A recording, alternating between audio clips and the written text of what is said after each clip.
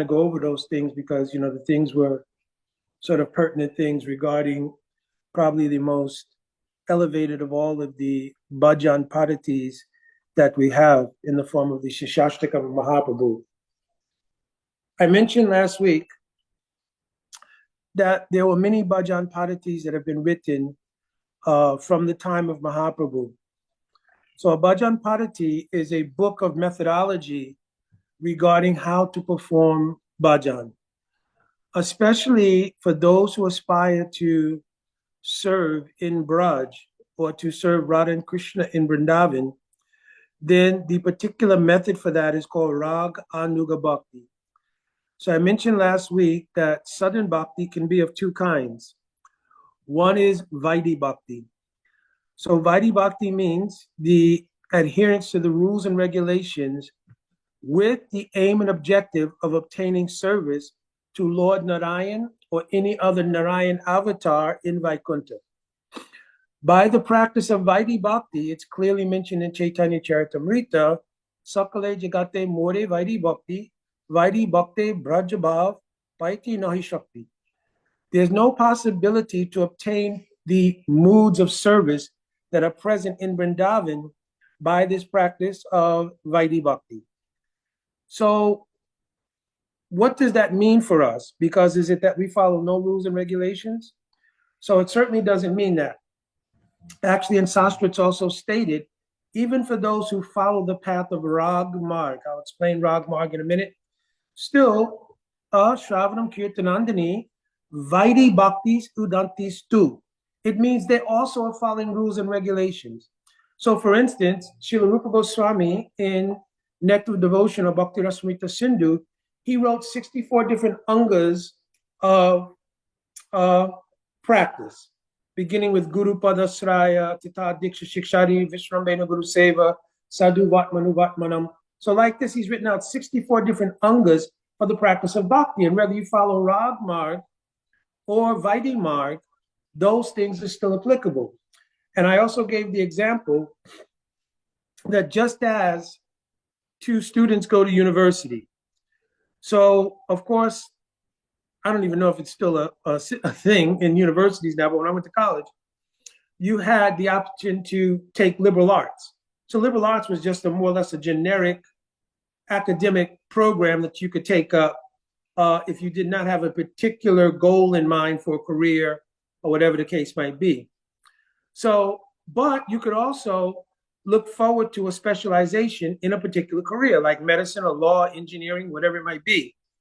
Still, both the engineering, law, medical student and the student taking liberal arts will still have to take prerequisites. So you have to satisfy those in order to move into your major. So you have to take English, math, basic sciences, mathematics, etc. So for those two students, one has the idea, well, I'm generically just practicing, right? And the other one has the intensity to obtain a particular goal, like becoming a doctor, lawyer, engineer, as I mentioned. So though they're both in the prerequisites class, their aim and objectives are different. In the same way, two people can be practicing the path of following the rules and regulations of Shastra. But if you have the intense desire to obtain the service of Radha and Krishna in Vrindavan, this will not be called technically Vaidhi Bhakti. It will be called Rag Anuga Pravritti. So the word Rag Anuga, first the word Rag means Isti Sarasika Raga Paramaveshtata Bhavet. It means an absolute unquenchable absorption in the object of worship. Right? This is the meaning of the word Rag. The word Anuga means, Anu means to follow. Anuga means the Ga means gaman. So it means to follow a path or to follow the footsteps of someone who is Rag Atmik. Rag Atmik means in their essential nature, their mood is composed intrinsically of this deep, unquenchable thirst to serve Krishna in parental love, conjugal love, fraternal love, etc. You understand? So they're called Rag Atmik. It means in their very nature, their atma is composed of this mood to serve Krishna in a particular way. To follow in their footsteps with that aspiration for one of those moods is called Rag Anuga. So on the path of Rag Anuga, many bhajan padatis or methodology books were written to help guide the aspirant how to perform this Rag Anuga Bhakti.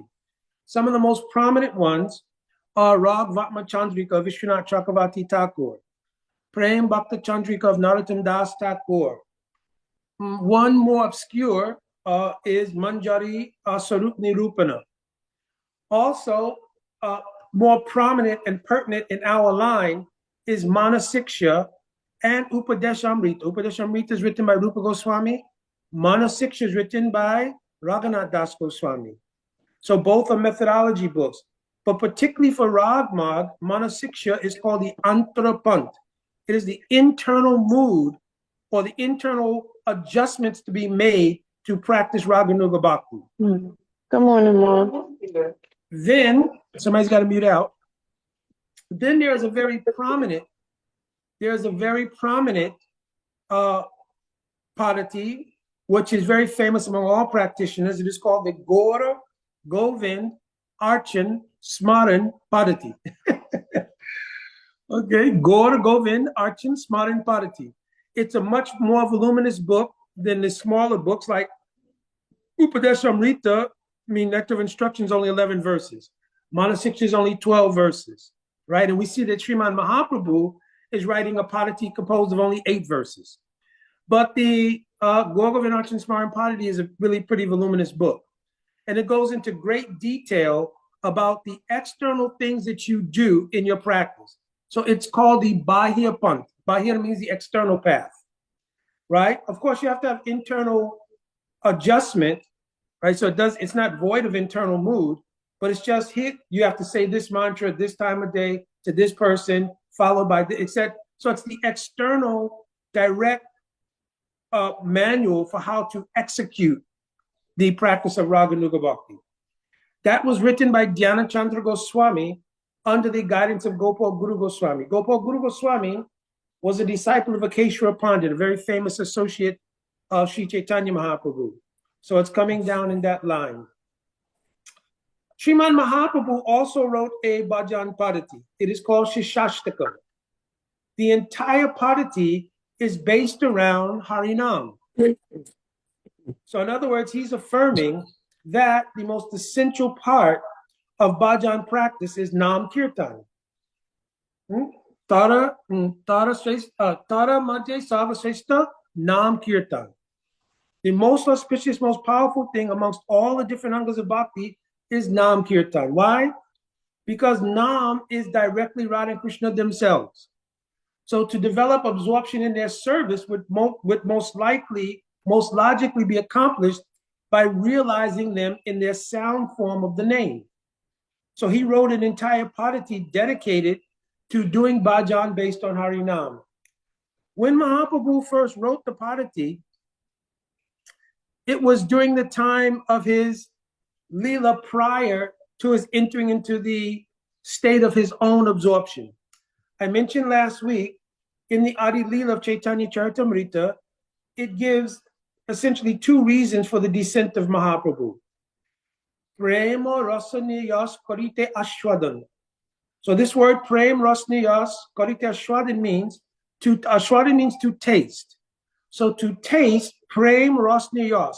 Prem Rasniyas means the mood of Srimati Radharani. During Krishna Leela, Krishna observed the love of Radhika in action. The nature of Radhika's love is so enchanting, so amazing, even to Krishna himself, he has a desire to experience it. Now, I also explained last week that if any person is the object of another person's love, that person who's the object can't have the feelings of the person who's the subject or the repository of that love for them. Like any husband and wife, the husband loves the wife can't feel what the husband is feeling. You understand? The wife has her feelings of love towards the husband.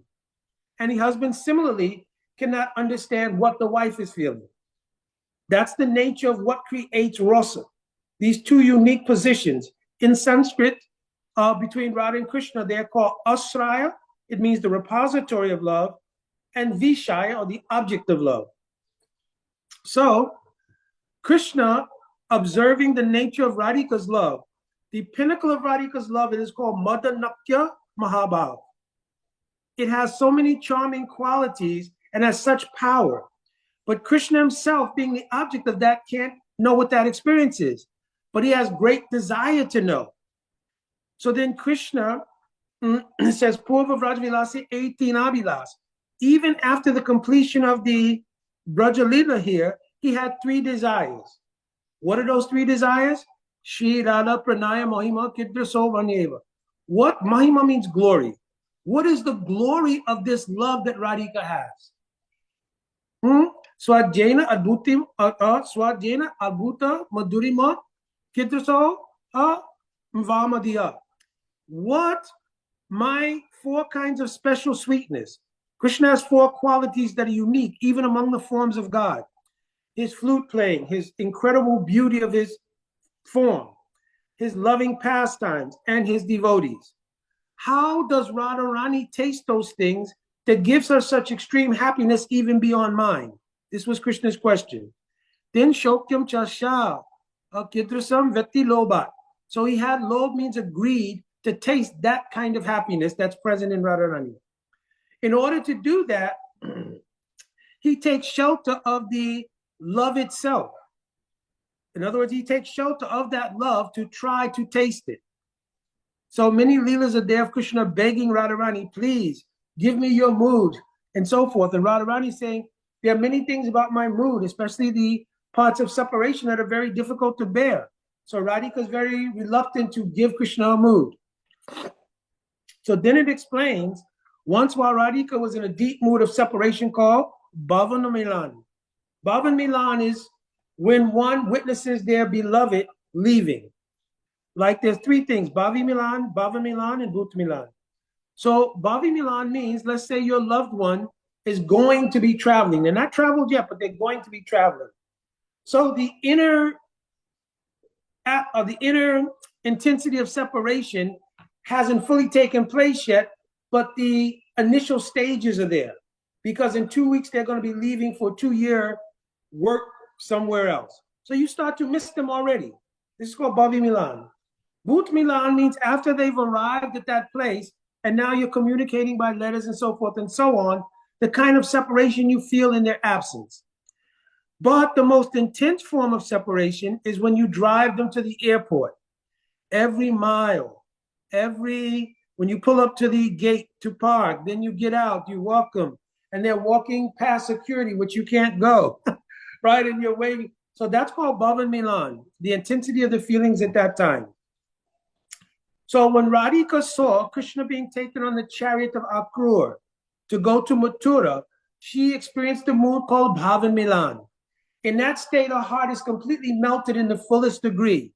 It was at that time that Krishna, in an unmanifest form, enters the heart of Radhika and becomes absorbed in that mood. That later, after the Leela of Krishna is completed, plays out as a transformation of the essence of Radhika's love, which is called Ladini Shakti. Right? Ladini Sara Prem, Prem Sara Bhav, Bhav Paramakasta Nam, Mahabhav, Mahabhav Swarupini, Shri Radha Thakarani. So Radhika and her love is composed of Ladini Shakti, the power to make Krishna happy. Understand? So here he's saying that Shri Radha Pranaya Vikriti. Vikriti means transforming. That love transformed in such a way, Shri Radha Pranaya Vikriti Ladini Shakti Asmat, it became the cause of Radha and Krishna taking one form as Chaitanya Mahaprabhu. Is there anybody who didn't understand?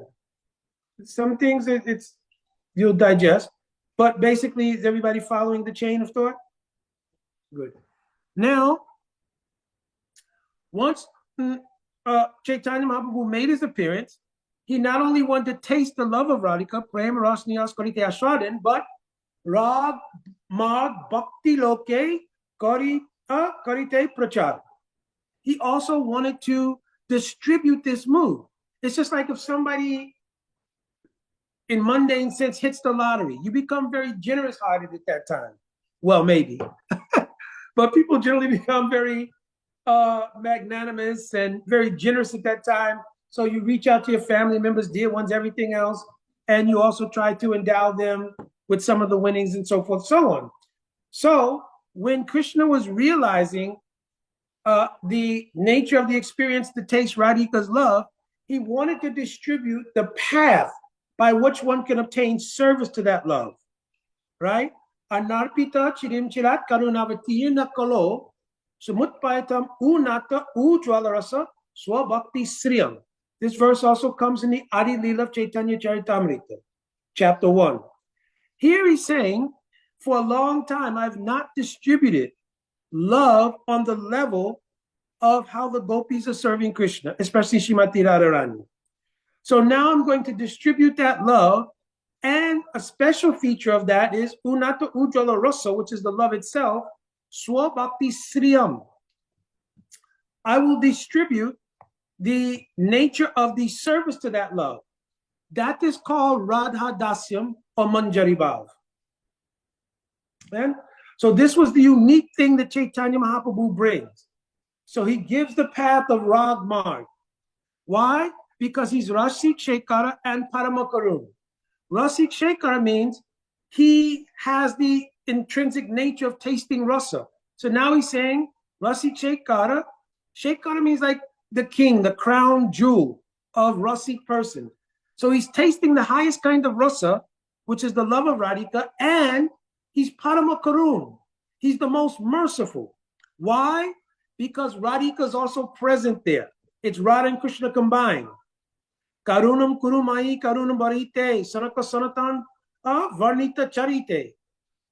One bhajan that we sing says Radhika is the most merciful, and she's glorified by so many sages as being so. So now Radha Krishna in one form, the complete form of mercy is there. So two things happen because of that. One is that because of that extreme mercy and that extreme sense of good fortune, one becomes compassionate to others and has a desire to distribute the wealth of what they've obtained. So I gave the lottery example. So that same thing is now applying in the form of Sri Chaitanya Mahaprabhu.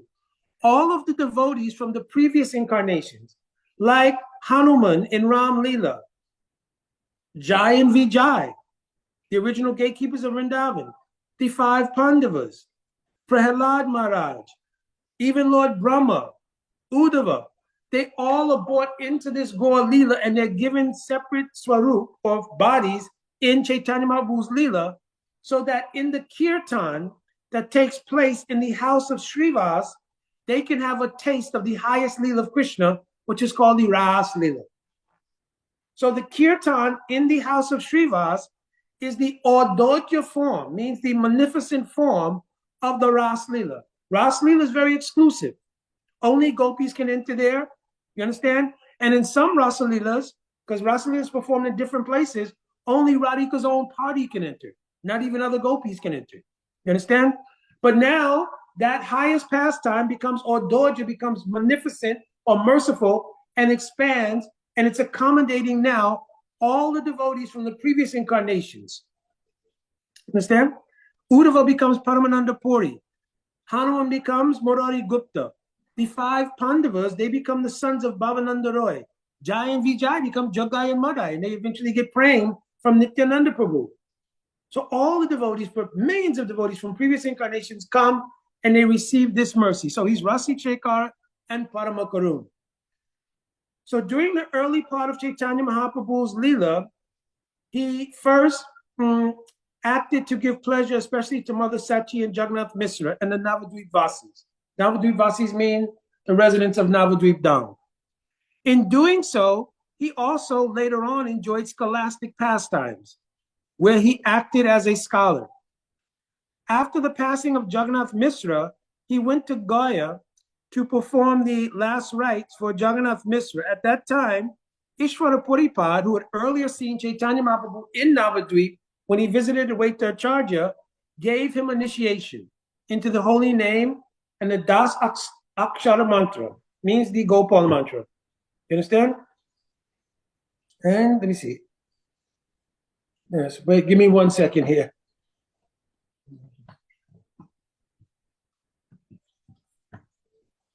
Yes, it's correct. So he gave him Harinam and this mantra, right? So now the mature form of that Gopal mantra, the realization gleaned from the Gopal mantra, is the Astadakshara mantra, Astadasa Akshara mantra, which is Kam Gayatri. So these mantras were there with Chaitanya Mahaprabhu. Now Chaitanya Mahaprabhu's whole personality had changed. When he came back to Navadvip Dham, he was absorbed in Harinam and tasting the inner realities of it via those mantras. So he was teaching Sanskrit in Navadvip, but now he told all of his students, I no longer can adequately teach you about this. Even when he tried to teach the students in the beginning, he taught everything related to Krishna. So the little Brahmin boys, they were thinking, well, everything you explain is only Krishna. You understand? Said, this is my nature now. I can't do anything else. So now being absorbed in this way, Mahaprabhu spent the next years up to his 24th year associating with the Brijabasis in this deep mood of absorption in tasting Sri Nam and the realization of those mantras. At a certain point, the organic detachment and the desire for absorption in Krishna Seva became so overwhelming that even though he had promised Mother Sachi that he would never take sannyas, Mahaprabhu took sannyas from Keshava Bharti in Katwa. So this is all described in the, what is this book? Bhakti Ratnakar in detail. Now, having taken sannyas, he came back once to Shantipur. And at that time, he made a promise to Mother Sachi that he would reside in Jagannath Puri because it was nearby to Navadvip. Not super close, but it was nearby. So he wouldn't go to a far place and so forth and so on, but he would stay nearby where messages could go back and forth. Being absorbed at that time after taking sannyas, Mahaprabhu, for 12 years, he began to travel and to preach the glories of bhakti throughout South India, North India. Mahaprabhu would go to Vrindavan. But then when he was going to go to South India, he had a conversation with Sarvabhauma Bhattacharya. Sarvabhauma Bhattacharya is an incarnation of Brihaspati.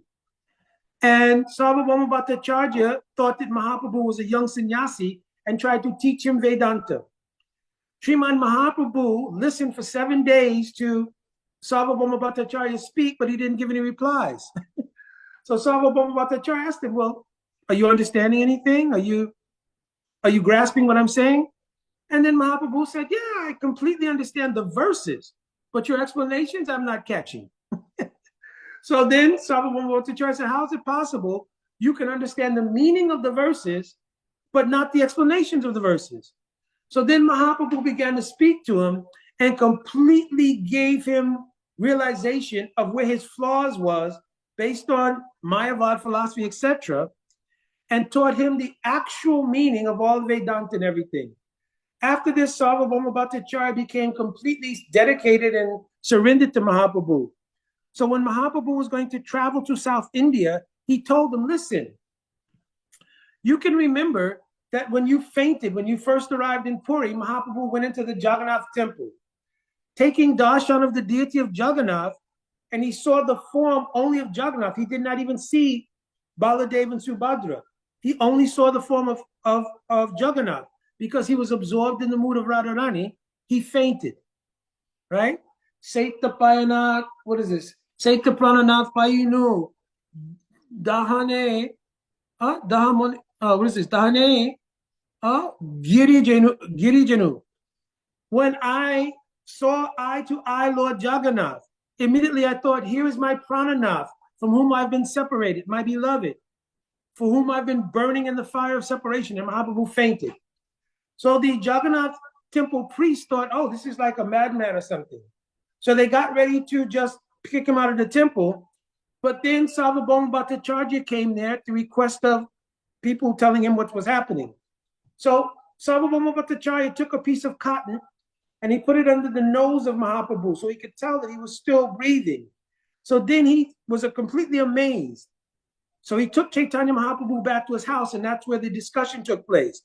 But now, after his realization, when Mahaprabhu was going to travel to South India, he said, you must meet Ramananda Roy. Ramananda Roy was a provincial governor on behalf of the Nawab. Excuse me, not Nawab, but on behalf of Maharaj Prataparudra, right, who was the ruler of Orissa. He said, you must meet him. Actually, I can understand now that when you fainted in the Jagannath temple, you were experiencing ecstatic symptoms due to loss. I learned about this from Ramananda Roy, but I thought at the time he's not really a Vedantic scholar, he's more of a sentimentalist. But now, having heard from you and realized the truth, I can now understand the glory of Ramananda Roy. So you must meet him. So when Mahaprabhu traveled to South India, he met Ramananda Roy, and they met on the bank of the Godavari, and that comprises the 8th chapter of the Madhya Lila of Chaitanya Charitamrita. It's a must read. All the discussions that took place between Ramananda Roy and Chaitanya Mahaprabhu, up to the highest level of prem, which is called Prem Vilas Vivat. In this Prem Vilas Vivat, it indicates the reversal of roles of the lover and the beloved. It's a very high class of subject matter.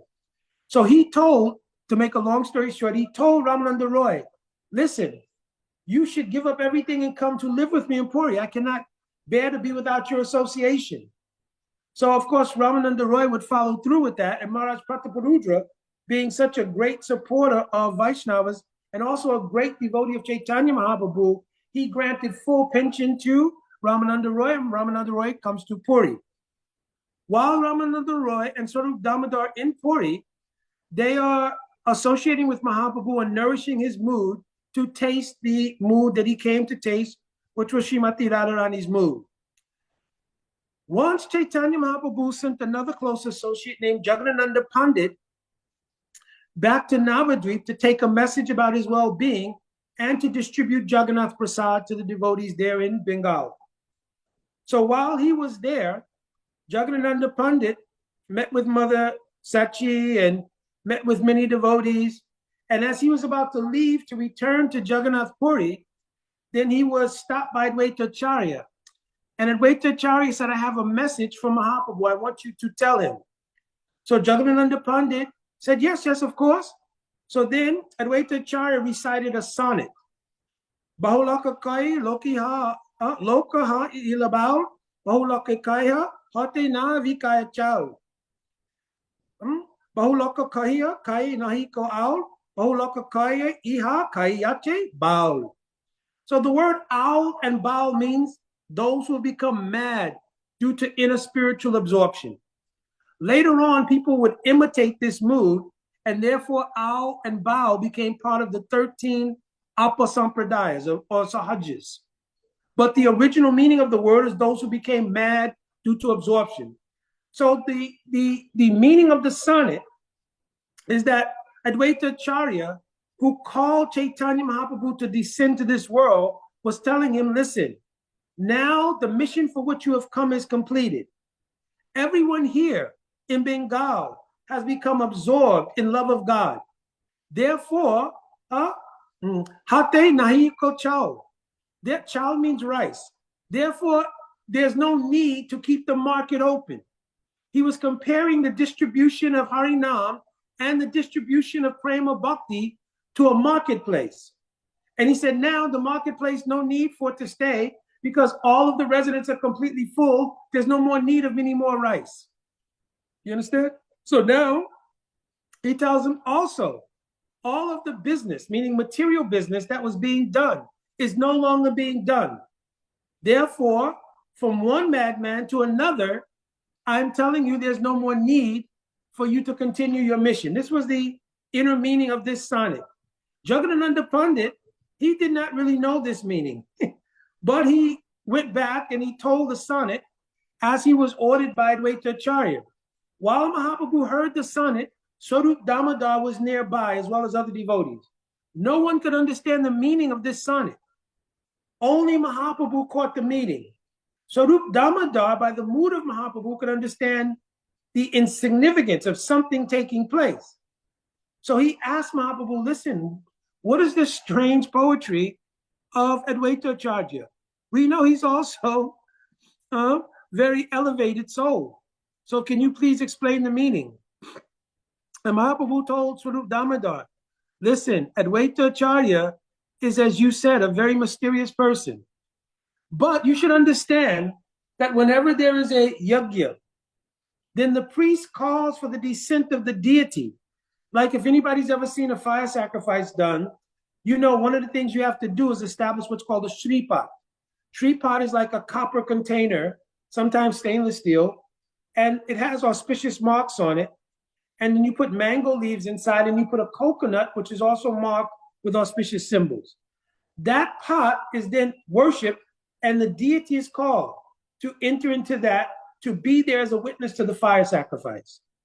So he was saying Advaita Acharya is the ultimate priest. He called for the deity, meaning himself, to come here. And now he's telling the deity can go, because after the end of a fire sacrifice, you have to recite the appropriate mantras to tell the deity to leave the coconut and everything. Understand? So now he's saying, now he's telling the deity to leave. From that day going forward, Mahaprabhu entered into the last 12 years of his Leela in absorption of strictly tasting the inner mood that he came to taste of Srimati Radharani. No more distribution of everything, strictly absorbed in tasting this mood. The way he used to taste this mood was from the poetry of Chandidas, Vidyapati, Jayadev Goswami, who wrote Geet Govinda, and also the poetry of Ramananda Roy, Jagannath Vallabhanatakam.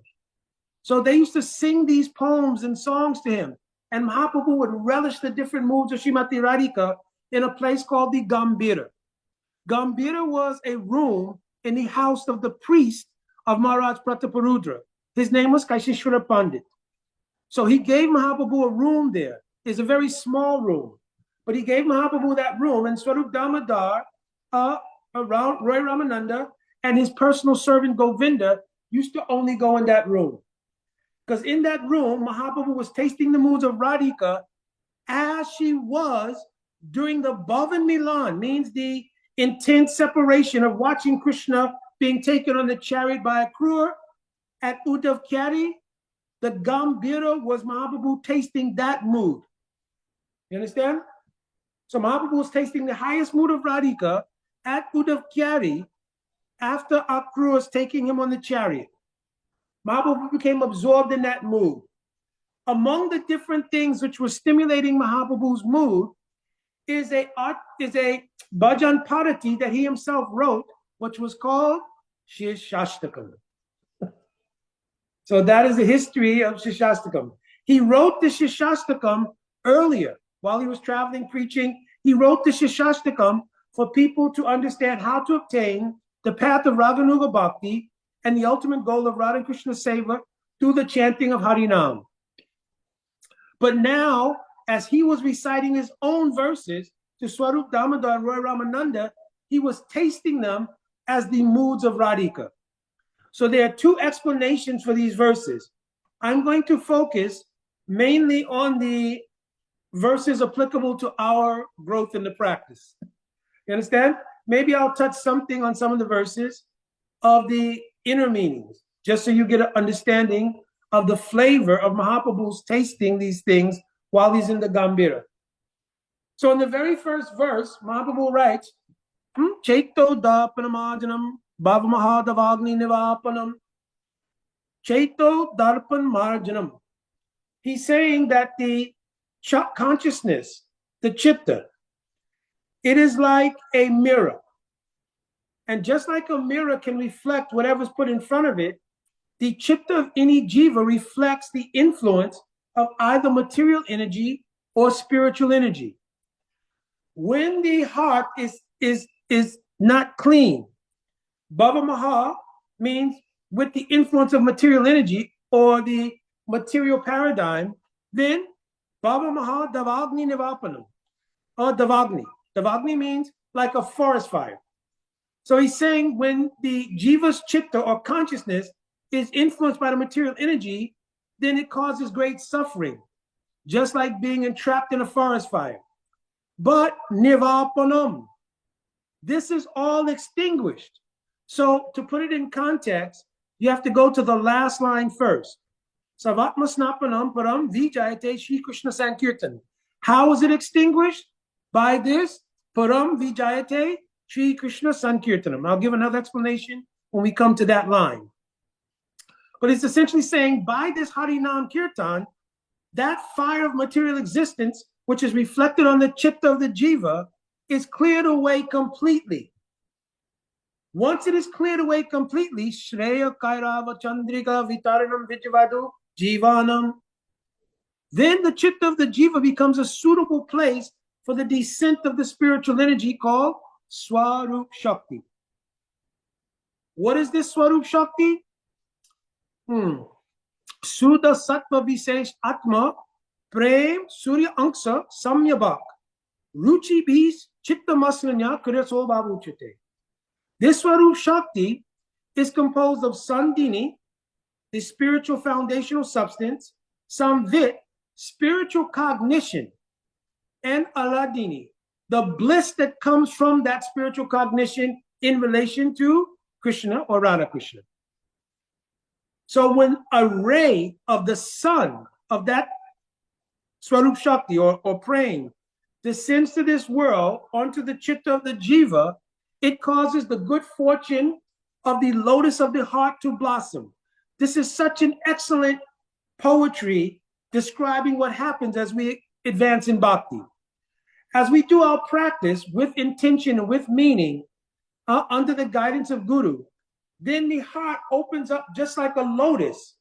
But it says here, it's opening up Chandrika. Chandrika means the moon. There are sun-blooming lotuses and moon-blooming lotuses. But by indicating the moon, it indicates rasa. You understand? The sun indicates gyan, knowledge, but the moon indicates rasa. Even scientifically, the flavor that comes in vegetables and other fruits, it doesn't come from the sun. Sun makes them grow, but it comes from the infusion of moon rays. So here it's saying by the influence of the sweetness of the ras, inherent in praying, the good fortune of the lotus of the heart of the jiva begins to blossom in bhav. It explains that Shreya Kairava Chandrika Vitaranam. Vitaranam means to blossom. Vidyavadu. So Vidya here means Samvit Shakti. One of the three elements of the spiritual internal energy or Swarup Shakti is called Samvit Shakti. So the Vidya means the consciousness or awareness. Who am I? Who is Krishna? And what is our relationship? This is what is meant by Samvit Shakti. This is what is meant by the word Vidya here. But then it says, Vadu Jivanam. In Sanskrit, the word Vadu means a wife. So it's saying here, poetically, the wife or the inseparable companion of this realization of Krishna is the happiness that comes from that realization, or Ladini Shakti. Understand? The very life of this knowledge. Gyan itself is not a big thing. Knowledge is not the big thing. But knowledge of relationship to Krishna, which produces love for him, or Ladini, that's what's prominent. Haribo Ganga. Is that Janavi?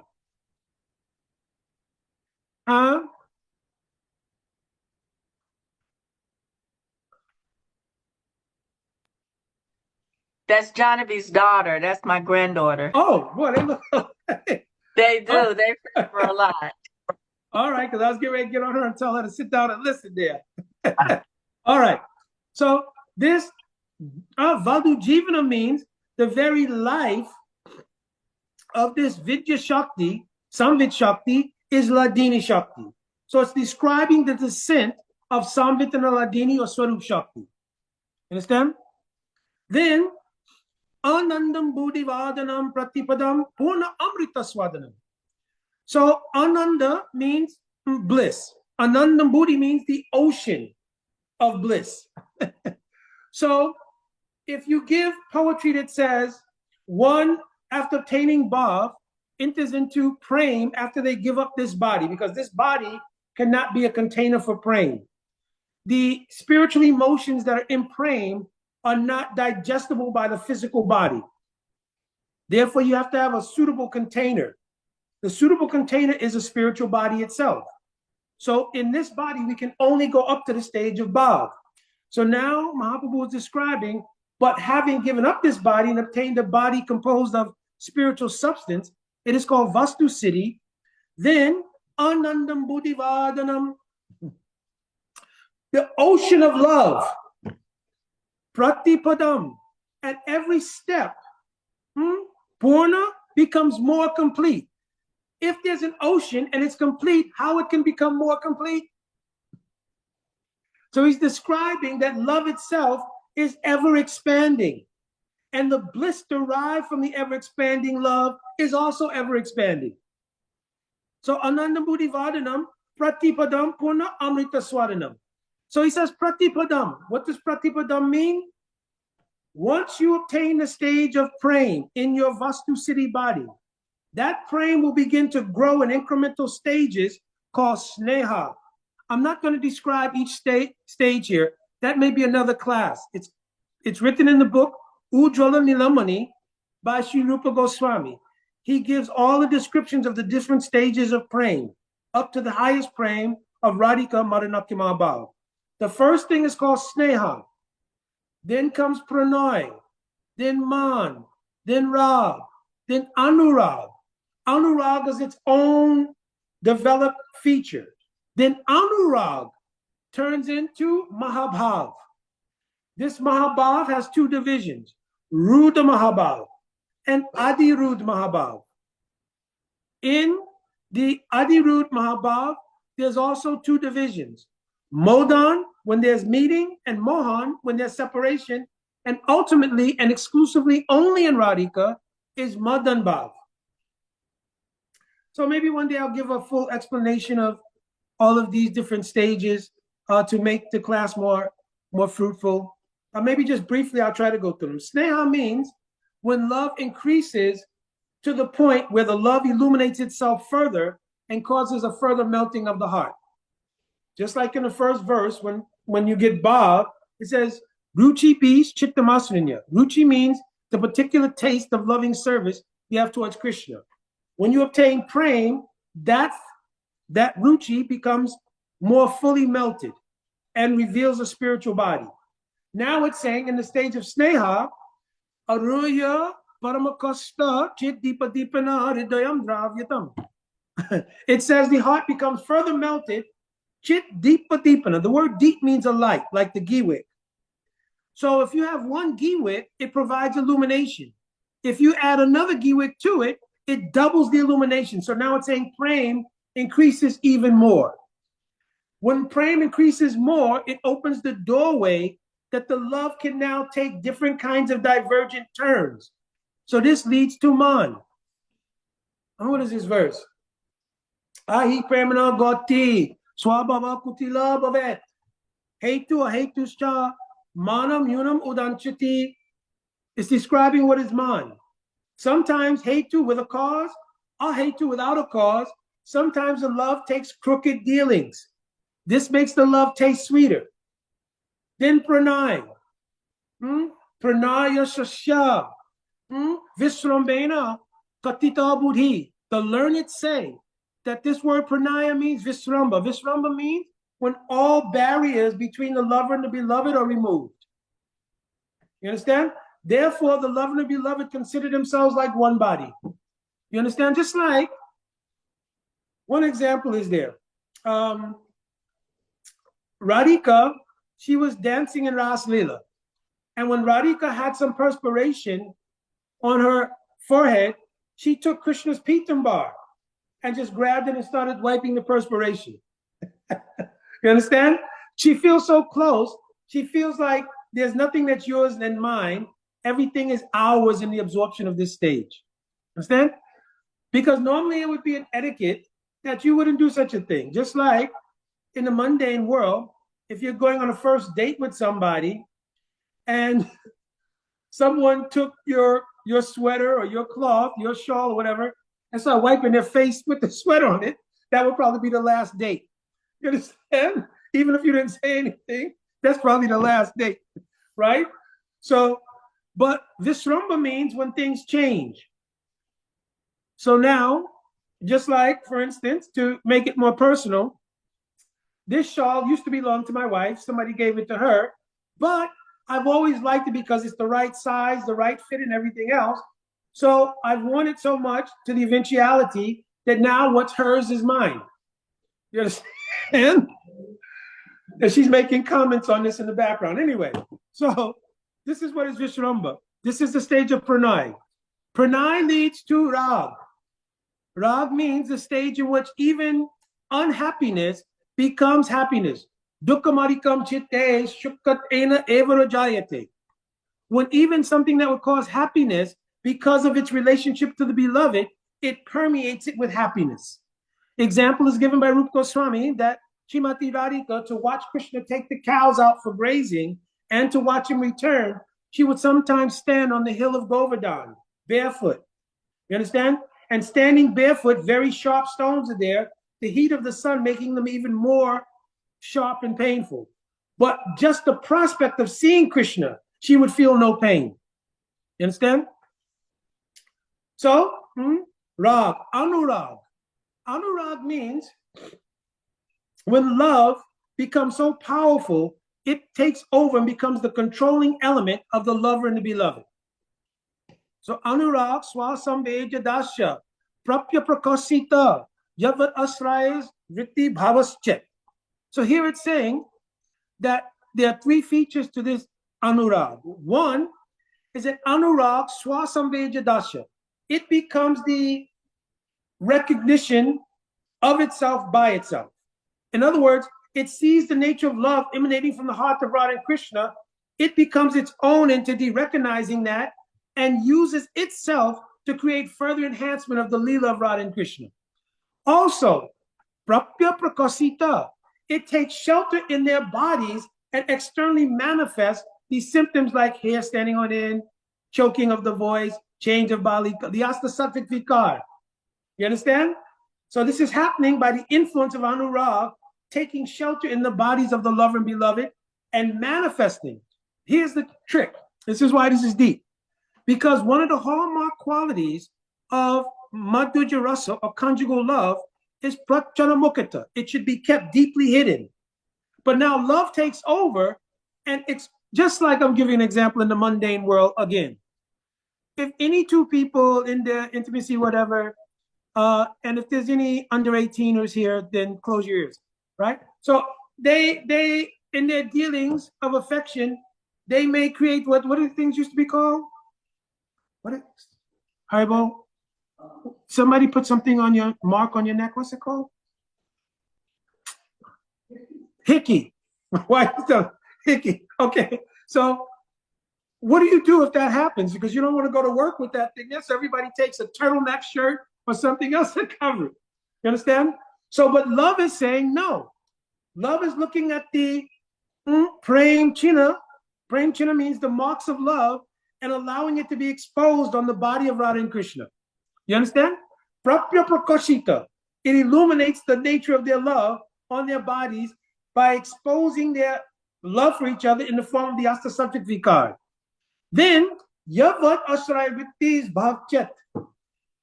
This bhav, it has the power to come out of the heart of Radharani and enter into the hearts vicariously of those who are qualified and nearby, like her manjaris, her sakis, others.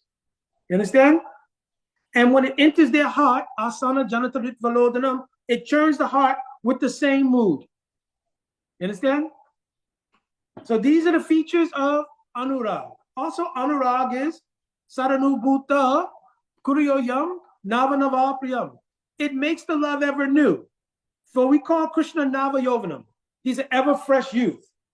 How does he appear Nava Yovan? And always new? By the feature of Anurag. The love of the gopis produces that every time they see Krishna, he appears more beautiful. Even sometimes Radhika will see Krishna, and one pastime is there that Radhika, she saw Krishna once. When this is before the actual meeting so much. This is in the stage of Purvarag. While she was sitting with some friends, her Saki Chitra bought a painting of Krishna. And she looked at the painting and she was like, and then she heard Krishna's flute playing from a distance. And then she did just put her hands on her head and she was shaking her head. So Lalita said, "Oh, girl, what is the matter with you?" She said, "I've become completely unchaste today because I've fallen in love with 3 different people." So Lalita was saying, "What do you mean?" She said, "I saw the son of Nanda Maharaj today and my heart completely was overtaken. And then Chitra showed me a picture and I immediately fell in love with that person. Then hearing the flute of whoever's playing that flute has captured my heart and I'm falling in love with them." Lalita said, "Oh, silly girl, it's the same person." You understand? So like this, the bewilderment of love and the influence of Anurag makes each experience with Krishna appear very, very new. You understand? This Anurag I mentioned turns into Mahabhav. The Mahabhav is Rud, Adi Rud. And then Mohan, Modan, Madan. I'm not explaining more. Just gets more detail, but we'll go so long if I try to explain everything. So now he's saying, Anandam Bhuri Vadanam Pratipadam Purna Amrita Swaranam. If one takes in the chanting of the holy name, they will be able to taste, especially when they come to Bhav and enter into praying, they will get the results of tasting these gradual steps in praying in elevated increments all the way up to the service of the love of Srimati Radharani. So then he says, Savatma Snapanam. Savatma Snapanam means, therefore, immerse your entire being. Don't hold anything back. Become completely surrendered to. Immerse your entire being. In what? Param, the most superior thing. Vijayate. Here the word jai means to have victory. Visesh jayate, because the prefix here V means visesh, speciality. In that particular mood of love that you have towards Krishna, become completely immersed in that form of love while you do Sri Krishna. Sri Krishna means the kirtan of Radha and Krishna. Hare Krishna means Radha and Krishna. Sri means Radha, Krishna means Krishna. Sri Krishna Sankirtanam. The word Sankirtan here means Savot Bhavena Kirtan. Savot Bhavena Kirtan. So what does it mean? Sarva Bhav. It means with all of the moods of praying, one should then do Kirti, means glorification of their object of worship, Sri Krishna, with their particular mood. You understand? So this is the explanation of the first verse of Siksastakam Mahaprabhu, written as a bhajan instruction to those who have aspiration to follow the path of especially Raganuga Bhakti to serve Radha and Krishna. So before we go on, I want to open to see if there's any questions or comments. Either raise your hand or you can just unmute and begin speaking. Haribo. Haribo, Sahaji. Did you just say Savo Bhavina Kirtan? Yeah. Okay. And so That explain means, that again. yeah, that means Sarva Bhav. Sarva Bhav means with all moods. So every rasa has its moods. Mm-hmm. So with those moods, because there should be some Sambandha Gyan here, it means doing kirtan in Sambandha Gyan with that mood. So he's glorifying Harinam in general related to all the different moods. So he's saying Savatma Snapanam, whatever mood you have, become bathed in the Sambandha of that mood. Savatma Snapanam is Savo Bhavina Kirtan. Yeah. Thank you. Haribo. Dandavats, Mukunda. Dandavats, Bhumi. When you cleaned out that garage, did you have any Siksastakam books? I have not even looked at what books I have there yet. I did see some of Param Gurudev's biographies. And I think some Jaiva Dharma is just like the first editions, but I'll look in there more carefully. It's all cleaned out now so I could see clearly. Because everyone on the class, if they don't have it, they need to get that book. Yes. You got to think, this was written by the hand of Chaitanya Mahaprabhu, who was his only writing. So there's some conjecture that he wrote another commentary on Bhagavad Gita, but in order to give glory to those who are coming in the line who wrote commentaries already.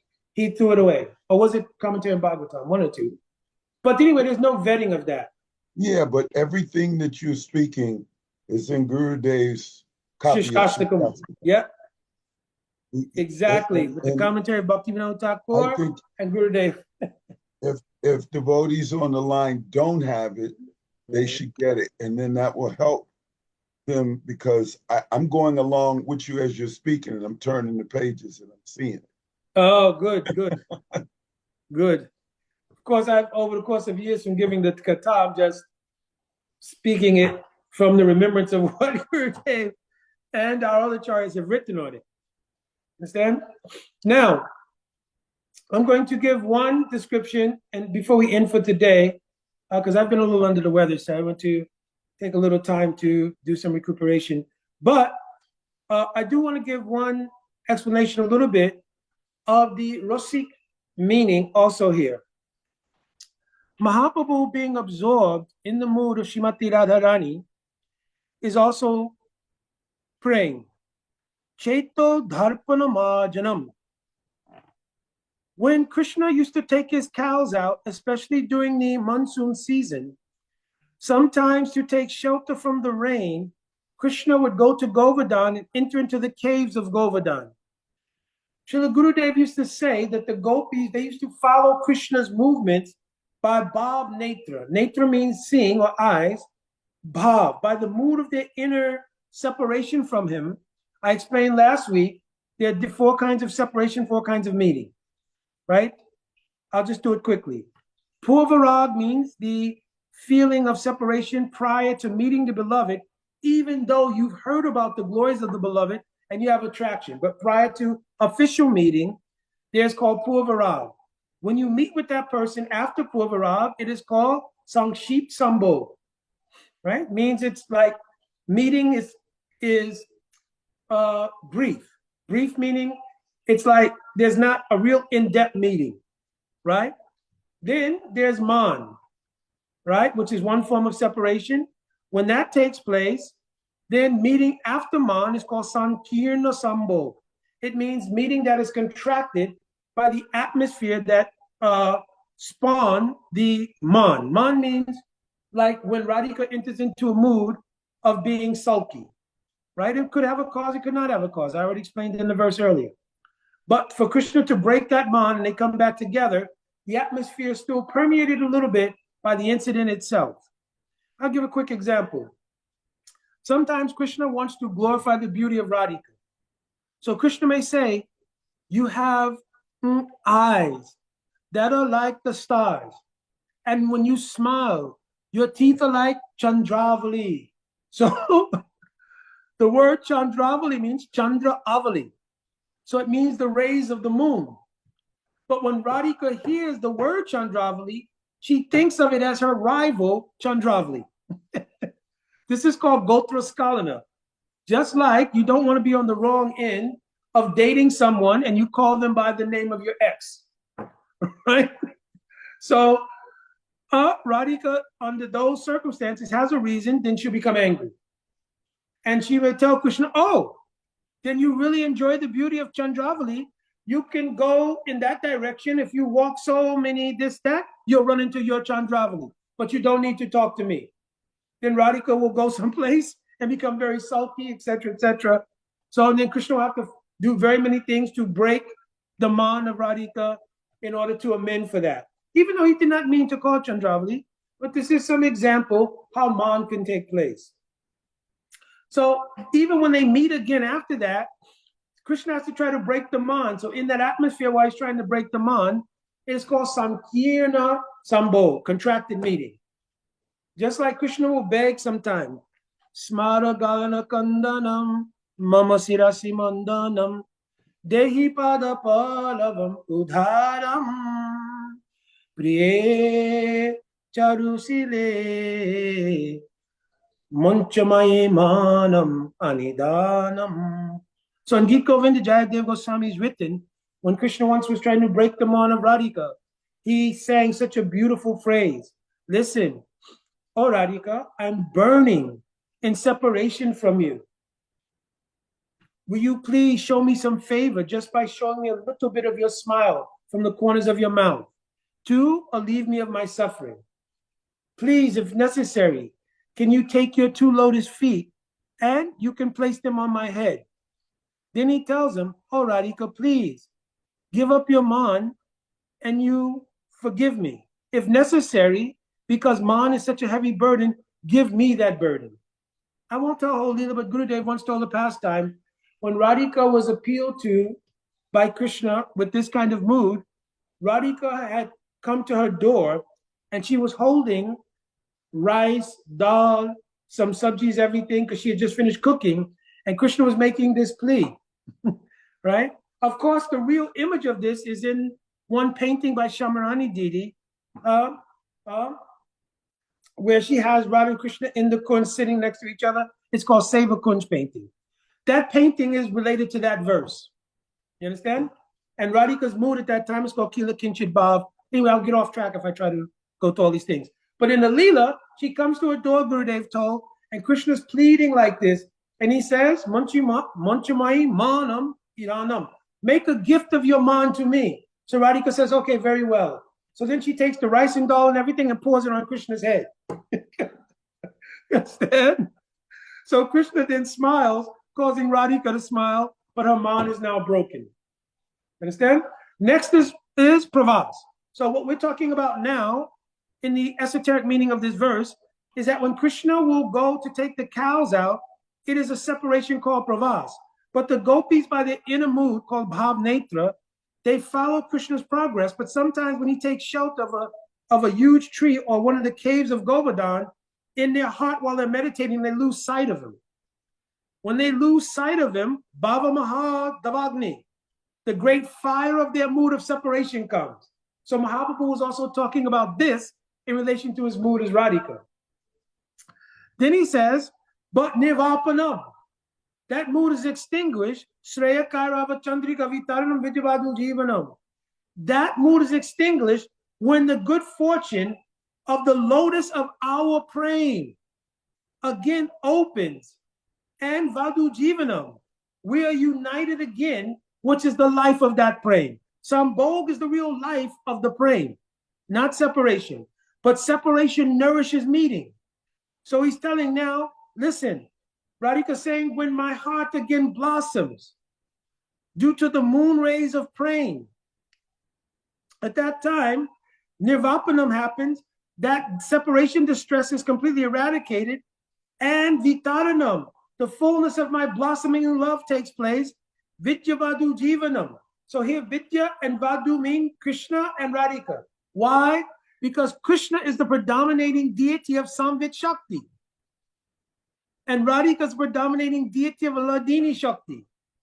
Jivanam, the life of Samvit and Ladini, is when they have Sambhog and they meet together. And then Radhika says, I find that the ocean of our love is ever expanding. This is Anurag. I explained it earlier. Understand? All the way up to her mother and Bhav. So this is the meaning of Ananda Buddhi Vadanam, Puna Amrita Swadanam.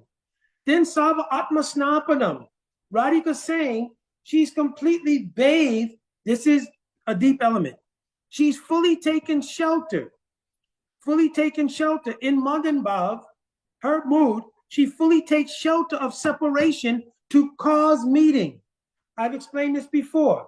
Ruda bhavakyoyam sambhoga vipralambika. When Radhika's mood of separation, it's called Mohan Bhav, because it becomes very extreme, it has so much power that even when Krishna is in Mathura and Dwarka, it causes their meeting to take place. You understand? I've explained this before, so I won't go back and reiterate it on a future class, or if somebody has a question about it, I'll go into detail. So she's saying, Savatma Snapanam, having fully surrendered to my love, this Madan Bhav, Param Vijayate Shri Krishna Sankirtanam, by simply remembering your name, which is not different from you, I'm having Sambhog. So this is an example of the esoteric meaning coming from the mood of Mahaprabhu when he was at Uddhav Kyari. You understand? and they would take shelter of talking one to another about Krishna, and this way taking shelter of his name and his glories, their separation mood was being pacified, and Krishna would manifest his own presence there. Understand? So very deep things are there in Siksastakam. I think we will end here, but we'll open up for questions or comments.